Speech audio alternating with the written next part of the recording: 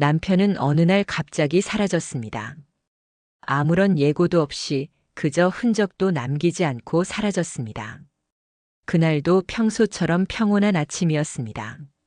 남편은 늘 하던 대로 제게 인사를 건넸습니다. 오늘 일찍 들어올게. 그 말이 마지막이 될 줄은 몰랐습니다. 저녁이 되어도 남편은 돌아오지 않았습니다. 핸드폰은 꺼져 있었고 회사에도 나타나지 않았다고 했습니다. 처음에는 교통사고를 의심했습니다. 경찰서와 병원을 수소문했지만 어디에도 남편은 없었습니다. 이틀, 사흘, 일주일. 남편은 아무런 흔적도 없이 세상에서 증발한 듯 사라졌습니다. 사람들은 조심스럽게 말을 꺼냈습니다. 혹시 가출한 거 아냐? 혹시 빚이라도 진 거 아냐? 소문은 삽시간에 퍼졌습니다. 마을 사람들은 저를 수군거렸고 친척들은 은근히 거리를 두었습니다. 저는 하루하루 버텼습니다. 아무리 남편이 변심했을지라도 적어도 아무런 이유 없이 사라질 사람은 아니었기 때문입니다. 시간은 잔인하게도 흘러갔습니다. 남편이 사라진 지 1년이 되던 날, 법원에서는 남편을 실종 선고 처리했습니다. 서류상으로 남편은 죽은 사람과 같았습니다. 하지만 저는 믿지 않았습니다. 어디선가 살아있을 거야. 반드시 돌아올 거야. 남편이 사라진 후 저는 끔찍한 생활을 버텨야 했습니다. 은행 대출은 독촉장을 보내왔고 카드는 모두 정지되었습니다. 집세를 못 내 쫓겨나기도 했습니다. 남편 명의의 재산은 찾아볼 수 없었습니다. 그 흔한 보험 하나 남겨놓지 않은 채 사라졌습니다. 저는 편의점 아르바이트, 식당 서빙, 청소일까지 닥치는 대로 했습니다. 그래도 빚은 눈덩이처럼 불어났습니다. 가끔은 다 포기하고 싶었습니다. 길거리를 지나가다 달리는 트럭을 보면 순간순간 발을 내딛고 싶은 충동에 휩싸이기도 했습니다. 하지만 그럴 때마다 남편이 돌아올 것을 생각했습니다. 나까지 무너지면 안 돼. 그 사람이 돌아왔을 때 지킬 집 하나는 있어야 해. 그러던 어느 날 저에게 한 통의 등기가 도착했습니다. 보낸 사람은 낯선 로펌이었습니다. 유언 집행 관련 서류. 순간 심장이 내려앉는 기분이 들었습니다. 조심스럽게 봉투를 열어 서류를 펼쳤습니다. 거기에는 믿을 수 없는 문장이 적혀 있었습니다. 김현우 씨 명의의 부동산 자산 상속 절차 안내. 김현우. 남편의 이름이었습니다. 저는 정신없이 로펌을 찾아갔습니다. 거기서 듣게 된 사실은 충격적이었습니다. 남편은 실종 직전 서울 시내에 위치한 대형 상가 빌딩 3채를 소유하고 있었다는 것입니다. 총가치 300억 원. 월 임대료 수입만 1억 원이 넘는 규모였습니다. 저는 믿을 수가 없었습니다. 이게 무슨 말입니까? 우리 집은 월세도 못 냈는데요. 변호사는 차분히 설명했습니다. 김현우 씨는 몇 년 전부터 차명으로 부동산을 매입했습니다. 모든 계약은 철저히 본인의 관리 아래 진행됐습니다. 본인의 사후에는 배우자에게만 상속되도록 유언장을 남겼습니다. 그날 밤 저는 남편이 남긴 서류 뭉치를 껴안고 엉엉 울었습니다. 그토록 힘들었던 시간 동안 남편은 어디선가 저를 위해 이 모든 것을 준비하고 있었던 것입니다. 저는 남편이 남긴 부동산 서류를 가만히 들여다보았습니다. 도저히 믿을 수 없는 이름들이 나열되어 있었습니다. 서울 강남 한복판, 송파구 중심 상권, 성수동 신흥 핫플레이스. 어디 하나 허술한 투자처가 없었습니다. 남편은 세상에 없던 사이클을 읽어낸 사람이었습니다. 그가 이런 준비를 해왔다는 사실이 한편으로는 믿기지 않았고 또 한편으로는 가슴이 미어졌습니다. 왜 이런 걸 저에게 한마디도 말하지 않았을까요? 왜 함께 나누지 않았던 걸까요?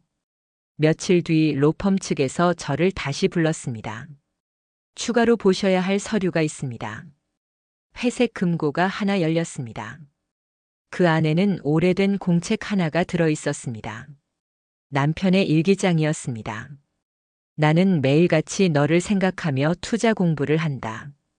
너에게 더 나은 삶을 주고 싶다. 언젠가 이 건물들을 너에게 남길 것이다. 그때가 오면 나는 아마 너 곁에 없을지도 모른다. 하지만 내가 웃는다면 나는 충분히 행복하다. 저는 일기장을 부여잡고 한참을 울었습니다. 남편은 이미 오래전부터 자신이 떠날 것을 예감하고 있었던 것일까요? 아니, 그는 계획하고 있었습니다. 자신이 없는 세상에서도 제가 살아남을 수 있도록 준비한 것이었습니다.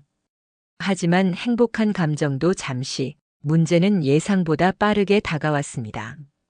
남편의 실종이 공식화되자 어디선가 친척들이 하나둘 나타났습니다. 사실 우리 형이 빌린 돈이 있어. 우리가 투자한 건물인데 절반은 우리 몫이야. 날조된 증거와 거짓된 증언이 끊이지 않았습니다. 멀리 살던 시댁 식구들, 남편과 연락 끊긴 친척들, 심지어 한 번도 본 적 없는 사람들까지도 건물 소유권을 주장하며 소송을 걸어왔습니다. 처음에는 무서웠습니다. 낯선 변호사들이 집 앞에 찾아와 협박을 했습니다. 좋게 해결하자고요. 안 그러면 힘들어질 겁니다. 저는 그날 밤 창문을 모두 걸어 잠그고 조용히 울었습니다. 하지만 무너지지 않았습니다. 현우가 이걸 준비해준 이유가 뭘까? 내가 포기하려고 이걸 남긴 걸까? 아니었습니다. 남편은 저에게 살아남을 힘을 남긴 것입니다. 저는 로펌의 도움을 받아 하나하나 반박했습니다. 남편의 투자 과정, 계약서, 차명 계좌, 모든 증거가 정리되어 있었습니다. 조작된 서류들은 법정에서 모두 무너졌고 거짓 증언자들은 위증죄로 처벌받았습니다. 그러나 진짜 충격은 그 이후였습니다. 로펌을 통해 추가로 전달받은 서류 속에는 이름조차 듣지 못한 한 여자의 존재가 기록되어 있었습니다. 강윤정. 남편의 과거 연인이었습니다. 남편과 윤정은 대학 시절 연인이었지만 윤정이 남편을 배신하고 다른 남자와 결혼했다는 기록이 있었습니다. 그러나 몇 년 뒤 윤정은 남편에게 다시 연락을 해왔습니다. 나 도와줘. 윤정은 이혼 후 극심한 빚더미에 올라 있었습니다. 남편은 처음에는 거절했지만 윤정은 집요했습니다. 협박과 눈물, 회유를 반복했습니다. 그리고 남편이 사라지기 직전 윤정이 남편을 마지막으로 만난 인물이라는 사실이 드러났습니다. 저는 소름이 돋았습니다. 남편의 실종이 단순한 사고가 아니었을지도 모른다는 생각이 들었습니다. 경찰 수사는 다시 시작되었습니다. 윤정은 끝내 입을 열지 않았지만 주변인들의 증언과 CCTV 분석 결과 남편과 윤정이 실종 당일 심하게 다투는 장면이 포착되었습니다. 그리고 윤정은 그 후 거액의 돈을 들고 해외로 도피한 기록이 확인되었습니다. 남편은 아마 윤정에게 협박을 받았던 것입니다. 자신의 건물 투자 내역이 공개될 것을 두려워했을 것입니다. 그것이 아마 저와 제 아들을 위험에 빠뜨릴까 두려워 스스로 사라질 결심을 한 이유였을지도 모릅니다.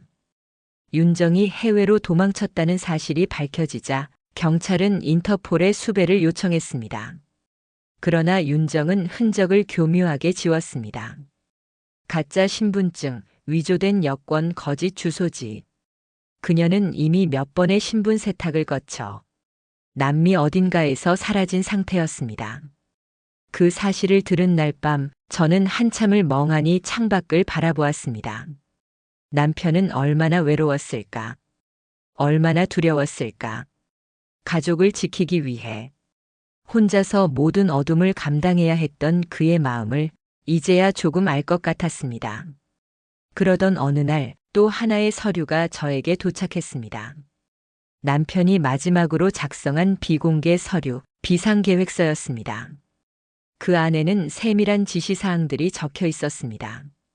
특정 변호사에게 접근 금지, 친척들에게 절대 재산 분할 금지, 긴급 상황 시 빌딩 매각 금지, 관리업체 변경 시 이중 검토 필수. 그리고 맨 마지막 줄에는 이런 문장이 적혀 있었습니다. 나를 찾지 마십시오. 당신은 살아야 합니다. 저는 다시 눈물을 쏟았습니다. 남편은 모든 것을 예상하고 있었습니다. 배신, 협박, 위협, 심지어는 자신이 사라질 가능성까지. 그럼에도 불구하고 남편은 끝까지 저를 지키려 했습니다. 시간이 흘러 저는 빌딩 세 채의 실질적 소유주가 되어 있었습니다. 하지만 그 생활은 상상보다 훨씬 힘들었습니다. 매달 수십 건의 계약서 검토, 업자들과의 협상, 입주자 관리, 세금 신고. 게다가 건물 주변에는 이상한 사람들이 하나둘 모이기 시작했습니다. 도와드릴게요, 사모님. 좋은 투자처가 있는데요. 번드르르한 말로 접근하는 브로커들, 심지어는 조폭처럼 생긴 이들이 나타나 보호비를 요구하기도 했습니다. 저는 무너지지 않았습니다. 현우가 남긴 비상계획서를 성경책처럼 품고 다니며 하나하나 지시를 따랐습니다. 그 덕분에 아슬아슬한 위기에서도 빌딩은 무너지지 않았습니다. 그러나 진짜 충격은 또 다른 사실이 드러나면서 시작되었습니다. 남편이 남긴 금고 안쪽 이중 잠금 장치가 있던 곳에서 오래된 USB 하나가 발견되었습니다. USB 안에는 놀라운 정보가 담겨 있었습니다. 남편은 생전에 국내 대형 건설사와 검은 커넥션을 파헤치고 있었습니다. 부동산 시장을 좌지우지하는 거대 세력, 비자금 세탁, 불법 로비 내역. 그는 그 사실들을 모조리 기록하고 있었습니다. 그렇기에 그가 사라진 것은 단순히 개인적인 일이 아니었을지도 모른다는 끔찍한 생각이 들었습니다. 윤정이 접근한 것도 단순한 돈 때문이 아니라 이 정보를 빼내기 위한 사주였을지도 모른다는. 저는 USB를 들고 며칠을 고민했습니다. 이걸 공개한다면 저 역시 위험에 빠질 수 있었습니다. 하지만 남편은 이 정보를 그냥 묻어두길 바라지 않았을 것입니다. 결국 저는 믿을 수 있는 언론사 기자 한 명에게 익명으로 USB를 전달했습니다. 몇 달 후 대한민국은 발칵 뒤집혔습니다. 거대 건설사의 비자금 스캔들, 국회의원들과의 커넥션, 수조 원대 불법 거래가 폭로되었습니다. 뉴스에서는 매일같이 양심적인 제보자에 대해 보도했습니다. 하지만 아무도 그 제보자가 사라진 한 남편이라는 사실은 몰랐습니다. 그날 밤 뉴스를 바라보던 저는 하늘을 올려다보며 속삭였습니다. 당신 보고 있지? 당신이 해냈어. 뉴스를 통해 세상이 뒤집어지는 동안 저는 조용히 일상으로 돌아가고 있었습니다. 남편이 남긴 빌딩은 이제 안정적인 수익을 가져다 주었고 악성 소송들도 하나둘 정리되었습니다. 세상은 여전히 시끄러웠지만 저의 작은 세계는 서서히 평온을 되찾아갔습니다. 그러던 어느 날 저는 로펌 변호사에게서 한 통의 전화를 받았습니다. 추가로 확인하셔야 할 것이 있습니다. 약속 장소로 나가자 변호사는 작은 상자를 하나 건넸습니다. 상자 안에는 남편이 마지막으로 남긴 편지와 하얀 반지 상자 하나가 들어 있었습니다. 떨리는 손으로 편지를 펼쳤습니다. 내 사랑. 이 편지가 내 손에 들어갔다면 나는 이미 이 세상 사람이 아닐 것이다. 내가 나를 찾으러 다니지 않기를 바란다. 나는 이미 모든 준비를 끝냈다. 내가 사라진 것은 너를 지키기 위해서였다. 나는 이 모든 재산을, 이 모든 미래를 오직 너 하나를 위해 준비했다. 그리고 마지막으로 나를 믿어주었던 너에게 진심을 다해 고맙다고 말하고 싶다. 상자 안의 반지는 내가 처음으로 너에게 프로포즈할 때 사고 싶었던 반지다. 그때는 돈이 없어서 싸구려 반지를 줬었지. 하지만 이번엔 내가 진심으로 준비했다. 부디 웃으면서 살아라. 그것이 나의 마지막 바람이다. 저는 참을 수 없이 울었습니다. 떨리는 손으로 반지 상자를 열었습니다. 안에는 고급스러운 다이아몬드 반지가 빛나고 있었습니다. 남편은 살아생전 끝까지 저를 생각했습니다. 자신의 죽음마저도 하나의 선물로 만들어 주었습니다. 그날 밤 저는 혼자 빌딩 옥상에 올라갔습니다. 도시의 불빛이 별처럼 반짝이고 있었습니다. 현우야, 고마워. 나 잘 살게. 하늘로 속삭이며 손가락에 반지를 끼웠습니다. 반지는 남편의 체온이 남아있는 것처럼 따뜻했습니다. 시간이 더 흘러 저는 남편이 남긴 부동산을 기반으로 조그마한 재단을 만들었습니다. 이름은 현우 재단으로 지었습니다. 아이들을 위한 장학금, 독거노인을 위한 지원, 소외된 이웃을 위한 복지 사업. 남편이라면 분명히 이런 걸 원했을 것 같았습니다. 재단 개소식 날 하늘은 맑고 푸르렀습니다. 저는 단상에 올라가 짧게 인사를 했습니다. 오늘 이 자리는 한 남자의 사랑으로 만들어졌습니다. 그 사랑을 세상에 나누려 합니다. 감사합니다. 박수 소리가 울려 퍼졌고 저는 하늘을 올려다보았습니다. 아마 남편도 어디선가 이 장면을 보고 있었겠지요. 그 후 제 인생은 완전히 달라졌습니다. 누군가를 돕는 일, 세상에 작은 기적을 만들어내는 일. 남편이 남긴 유산은 돈이 아니라 사랑과 신뢰였다는 것을 날마다 깨닫고 있습니다.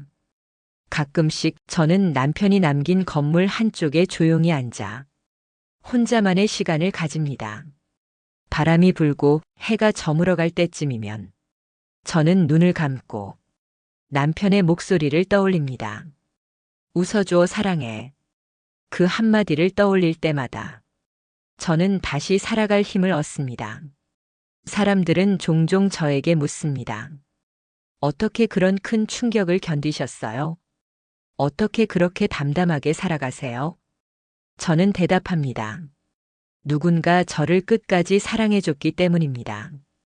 그리고 속으로 다시 한번 다짐합니다. 나도 그렇게 살자. 끝까지 사랑하면서. 남편은 세상에 없지만 그의 사랑은 지금도 제 곁에 살아 있습니다.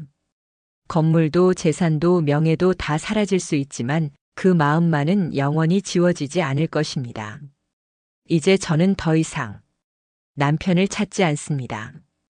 이 세상 어딘가에 그가 있다는 사실만으로 충분합니다. 남편이 떠난 지 벌써 3년이 지났습니다. 시간이 모든 것을 치유해준다는 말은 반은 맞고 반은 틀렸습니다. 상처는 아물었지만 흉터는 여전히 제 안에 남아 있었습니다. 하지만 저는 더 이상 울지 않습니다. 남편이 남긴 사랑이 제가 울기보다는 웃기를 바랐다는 걸 알게 되었기 때문입니다. 어느 날 저는 문득 이런 생각을 했습니다. 남편과 함께 걷던 길을 나 혼자라도 다시 걸어보자. 그래서 저는 남편과 함께 추억을 쌓았던 작은 골목, 커피숍, 공원들을 하나씩 찾아가기 시작했습니다. 봄이 오면 우리는 벚꽃이 흐드러진 거리를 걸었습니다. 여름이 오면 작은 강가를 따라 시원한 바람을 맞으며 걸었습니다. 가을이면 단풍이 물든 산책로를 함께 걸었고 겨울이면 따뜻한 코코아를 마시며 눈 내리는 거리를 걸었습니다. 이제 그 모든 길을 저 혼자 걷습니다. 하지만 이상하게도 외롭지는 않았습니다. 어디선가 남편이 나란히 걷고 있는 것 같았기 때문입니다. 하루는 우리가 자주 가던 작은 책방에 들렀습니다. 주인 아저씨는 저를 알아보았습니다. 혼자 오셨어요? 저는 웃으며 고개를 끄덕였습니다. 네, 오늘은 혼자요. 그 양반 참 좋은 분이었는데 책방 올 때마다 꼭 저한테 인사했거든요. 저는 그 말을 듣고 한참을 책장 앞에 서 있었습니다. 남편의 작은 친절 하나까지도 이렇게 오래 기억되는구나. 마음이 따뜻해졌습니다. 책방을 나와 골목길을 걷는데 길모퉁이에 작은 고양이 한 마리가 쪼그려 앉아 있었습니다. 비를 맞아 잔뜩 젖은 고양이였습니다. 저는 주저하지 않고 고양이를 품에 안았습니다. 그리고 조심스럽게 속삭였습니다. 괜찮아. 나도 혼자였거든. 그날 이후 그 고양이는 제 가족이 되었습니다. 이름은 하루라고 지었습니다. 하루하루를 소중히 살자는 의미였습니다. 하루와 함께 지내면서 저는 다시 웃는 법을 배웠습니다. 아침이면 하루가 제 얼굴을 핥으며 깨워주었고 밤이면 제 무릎 위에 올라와 골골거리며 잠들었습니다. 그 작은 생명은 남편이 보내준 또 하나의 선물처럼 느껴졌습니다. 그 무렵 저는 오래된 다이어리를 꺼내 보았습니다. 남편과 함께 적었던 소박한 꿈 목록이 적혀 있었습니다. 바닷가 마을에 작은 집 짓기, 아이들 도서관 만들기, 여행하며 사진 찍기. 남편은 그중 어느 하나도 끝까지 이루지 못하고 떠났습니다. 그래서 저는 다짐했습니다. 당신이 못 이룬 꿈, 내가 대신 이룰게. 몇 달 후 저는 바닷가 작은 마을로 이사했습니다. 햇살이 쏟아지고 파도 소리가 들리는 곳. 작은 흰색 집을 짓고 하루와 함께 새 삶을 시작했습니다. 그리고 집 옆에 작은 도서관을 만들었습니다. 아이들이 자유롭게 와서 책을 읽고 이야기를 나눌 수 있는 곳. 도서관 이름은 현우의 방으로 지었습니다. 그곳에 들어오는 아이들은 모두 남편의 따뜻한 품 안에 있는 것처럼 편안한 웃음을 지었습니다. 어느 날 초등학생 남자아이가 저에게 물었습니다. 여기 현우 아저씨는 어디 계세요? 저는 잠시 웃었습니다. 멀리 있어. 하지만 늘 우리를 보고 계시지. 아이는 고개를 끄덕이며 말했습니다. 그럼 나도 아저씨한테 인사해야겠다. 그리고는 작은 목소리로 안녕하세요, 현우 아저씨. 하고 인사했습니다. 저는 울컥하는 마음을 꾹 참고 고개를 숙였습니다. 이곳에서의 삶은 도시에서의 화려함과는 비교할 수 없지만 훨씬 진실되고 따뜻합니다. 돈보다 명예보다 사람들의 웃음과 온기가 훨씬 더 소중하다는 것을 이제야 알게 되었습니다. 밤이 깊어지면 바닷가 산책을 나갑니다. 달빛 아래에서 파도 소리를 들으며 저는 가만히 기도합니다. 현우야, 내가 잘 살고 있어. 고마워. 정말 고마워. 남편은 이제 제 곁에 없지만 그 사랑은 시간을 넘어, 공간을 넘어 영원히 저와 함께하고 있습니다. 그리고 저는 매일 조금씩 남편이 남긴 세상을 조금 더 아름답게 만들어가고 있습니다. 시간은 참 빠르게 흐릅니다. 바닷가 작은 마을에서의 삶도 어느덧 10년이 지났습니다. 머리카락 사이로 하얀 빛이 스며들었고 얼굴에는 웃음보다 깊은 주름이 자리 잡았습니다. 하지만 마음만은 더 단단하고 부드러워졌습니다. 현우의 방 도서관은 마을의 자랑이 되었습니다. 아이들이 자라 어른이 되어도 가끔 찾아와 인사를 했습니다. 저 여기서 책 읽으며 꿈을 키웠어요. 현우 아저씨 덕분에 지금 선생님이 되었어요. 그럴 때마다 남편이 이 모든 기적의 씨앗을 뿌렸다는 생각에 가슴이 뭉클했습니다. 어느 날 도서관에 낯선 손님이 찾아왔습니다. 나이 지긋한 남자분이었고 손에는 작은 봉투를 들고 있었습니다. 여기 주인분이시죠? 그가 물었습니다. 네, 맞습니다. 이거 맡겨달라고 하셨습니다. 10년이 지나면 꼭 전해달라고요. 저는 깜짝 놀랐습니다. 누가요? 남자는 미소 지으며 답했습니다. 오래전에 저에게 부탁하신 분입니다. 그 이상은 말할 수 없습니다. 그리고는 고개를 숙인 채 자리를 떠났습니다. 떨리는 손으로 봉투를 열었습니다. 그 안에는 편지 한 장과 작은 USB 하나가 들어 있었습니다. 편지를 펴자 익숙한 글씨체가 눈에 들어왔습니다. 남편이었습니다. 내 사랑. 이 편지를 읽고 있다면 넌 정말 강한 사람이구나. 나는 여전히 내가 웃는 모습을 상상한다. 그 모습이 내게 가장 큰 선물이었으니까. 이 USB 안에는 내가 너를 위해 남긴 마지막 이야기들이 담겨 있다. 그동안 내 옆에 있어줘서 고맙다. 내가 세상에서 가장 행복한 남자였던 이유는 오직 너 때문이다. 사랑한다. 영원히. 손이 떨려 USB를 들고 집으로 돌아왔습니다. 컴퓨터에 꽂자 영상 하나가 재생되었습니다.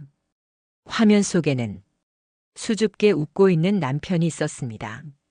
자기야 안녕. 그는 조금 어색한 목소리로 말했습니다. 내가 떠나기 전에 이렇게라도 마지막 인사를 남기고 싶었어. 남편은 카메라를 똑바로 보며 하나하나 말을 이어갔습니다.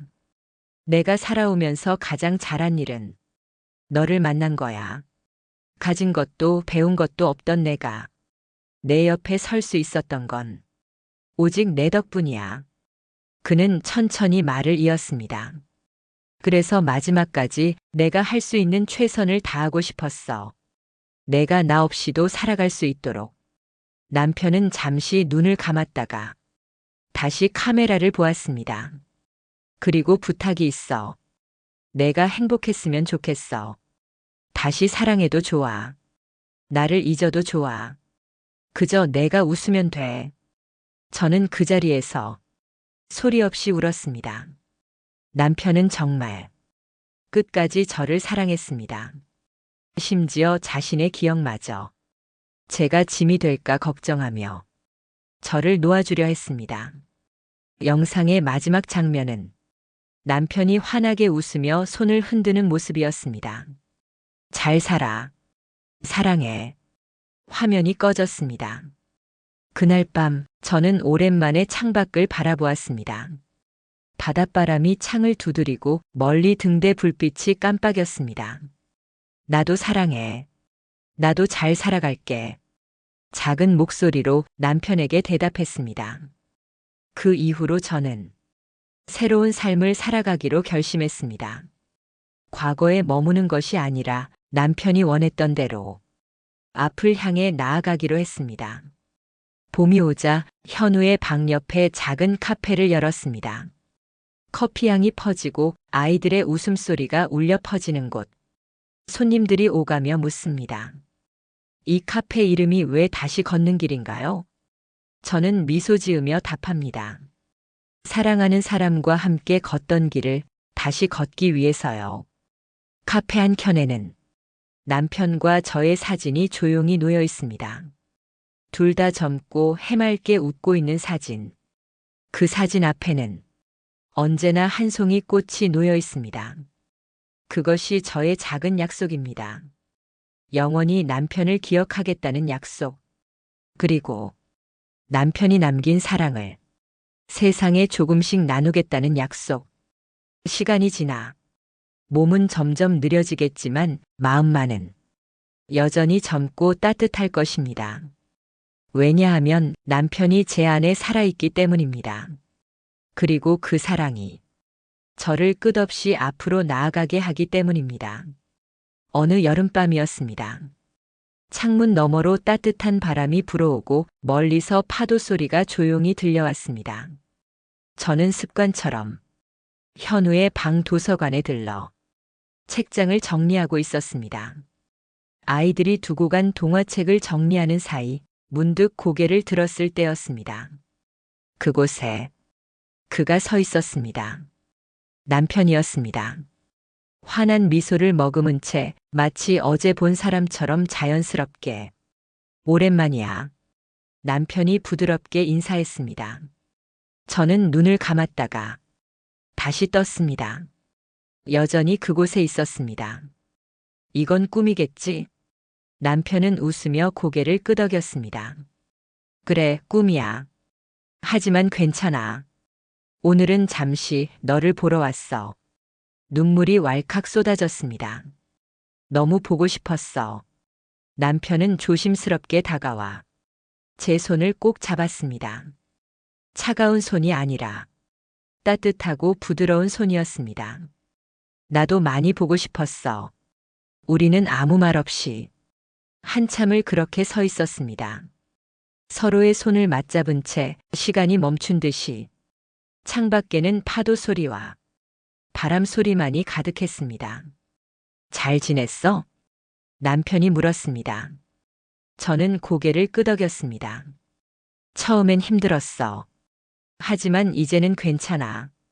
내가 남긴 사랑 덕분에. 남편은 만족스러운 듯 미소 지었습니다. 그럼 됐다. 그는 주변을 둘러보았습니다. 여전히 내가 만든 세상은 따뜻하구나. 남편의 눈길이 책장 위에 놓인 아이들의 그림을 스쳤습니다. 그리고 카페 한켠에 놓인 우리의 사진을 바라보았습니다. 내가 내 삶을 빛나게 해줬듯이 내 삶도 계속 빛나게 살아줘. 남편은 잠시 망설이는 듯 했습니다. 그리고는 천천히 말을 이었습니다. 하지만 이제 나는 정말 가야 해. 저는 떨리는 목소리로 물었습니다. 또는 또다시 만날 수 있을까? 남편은 환하게 웃었습니다. 언제나 내 곁에 있을 거야. 바람이 불 때마다, 파도가 칠 때마다 너의 마음속에 있을 거야. 저는 고개를 끄덕였습니다. 알겠어. 너를 느끼며 살아갈게. 남편은 손을 놓기 전에 마지막으로 제 이마에 살짝 입을 맞추었습니다. 사랑해. 그리고 남편은 조용히 문을 열고 나갔습니다. 문이 닫히는 순간 저는 다시 혼자였습니다. 창밖에서는 여전히 바람이 부드럽게 불고 있었습니다. 하지만 그날 밤 저는 조금도 외롭지 않았습니다. 남편이 남긴 따뜻한 온기가 제 마음을 가득 채웠기 때문입니다. 그 후로도 가끔 힘들거나 지칠 때면 남편이 찾아오는 꿈을 꿉니다. 때로는 어린아이처럼 웃으며 때로는 말없이 저를 바라보며 그럴 때마다 저는 깨닫습니다. 남편은 결코 떠난 것이 아니라 늘 제 안에서 살아 숨쉬고 있다는 것을. 세월은 계속 흘러갑니다. 주름이 깊어지고 걸음은 느려지지만 제 마음은 여전히 첫사랑을 품은 소녀처럼 설렙니다. 어느 겨울날 다시 걷는 길 카페에서 혼자 앉아있던 저는 한 통의 편지를 받았습니다. 보낸 사람은 적혀 있지 않았습니다. 조심스럽게 편지를 열었습니다. 그 안에는 짧은 문장이 적혀 있었습니다. 내가 웃을 때마다 나는 그곳에 있어. 저는 편지를 가슴에 꼭 끌어안았습니다. 그리고 작은 미소를 지었습니다. 나도 알아. 늘 함께 있다는 걸. 밤하늘에 반짝이는 별들을 바라보며 저는 속삭였습니다. 우리 다시 만날 때까지 웃으며 살아갈게. 그리고 그렇게 나는 오늘도 살아갑니다. 사랑을 품은 채, 추억을 아는 채, 그 어떤 이별도 두렵지 않은 마음으로. 시간이 흘러 여전히 같은 바닷가 마을에서 살아가고 있지만 저의 몸은 조금씩 노쇠해 갔습니다. 그동안 수많은 기쁨과 슬픔을 겪으면서 시간이라는 것은 결국 사람을 정리해 나간다는 걸 깨달았습니다. 날씨가 추워질 때마다 갑작스럽게 찾아오는 기침과 종종 찾아오는 피로감에 저는 어느새 노인이 되어 있었습니다. 하루는 병원에서 돌아오는 길에 가벼운 바람이 불었습니다. 바람 속에서 뭔가 친숙한 냄새가 느껴졌습니다. 그 냄새는 오래전에 남편과 함께 걷던 그 길에서 맡았던 향기였습니다. 현우. 저는 작은 목소리로 그의 이름을 불렀습니다.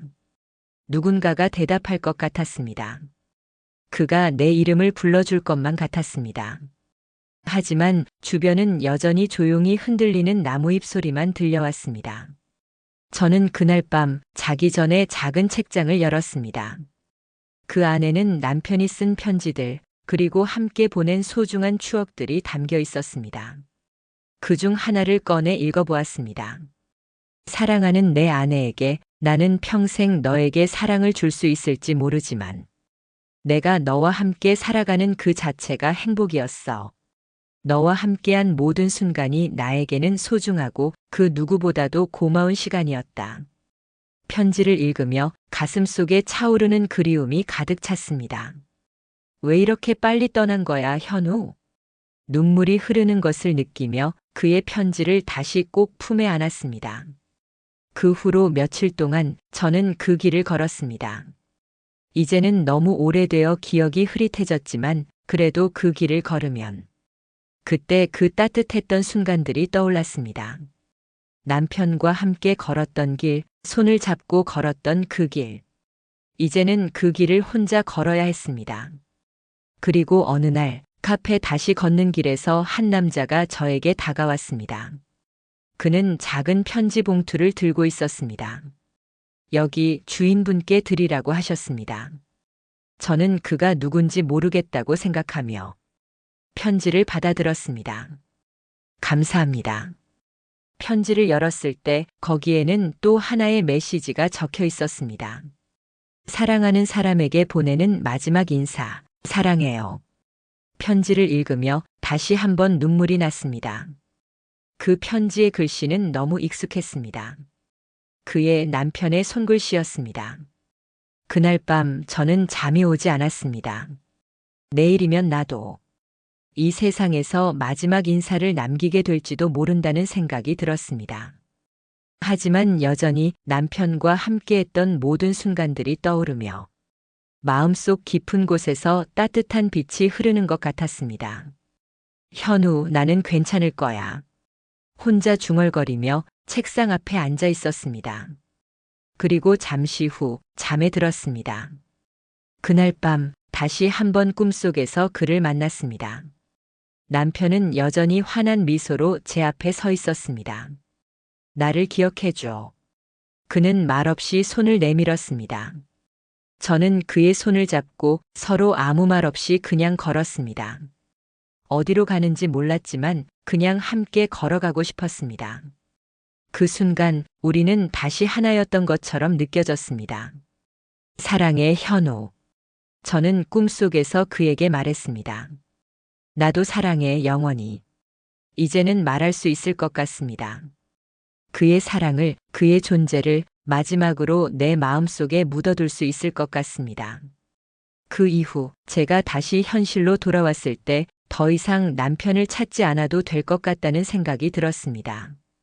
그의 사랑은 이미 내 안에 살아있고 그는 언제나 내 마음속에서 나를 지켜보고 있다는 걸 이제는 확신할 수 있었습니다. 그리고 저는 남편이 사랑했던 이 마을에서 조용히 하루하루를 살아가고 있습니다. 이제는 그를 기다리지 않으며 오히려 내가 그의 사랑을 세상에 나누고 있다는 생각으로 매일을 살아가고 있습니다. 그의 사랑이, 그의 기억이 여전히 내 삶을 지탱하고 있다는 것을 느끼며 세상은 계속 흘러가고 나는 그 안에서 사랑을 나누며 살아갑니다. 이제 마지막으로 남긴 편지를 다시 꺼내 들고 그 안의 글귀를 떠올리며 조용히 고백합니다. 사랑해, 현우. 너는 언제나 내 마음속에 살아있을 거야.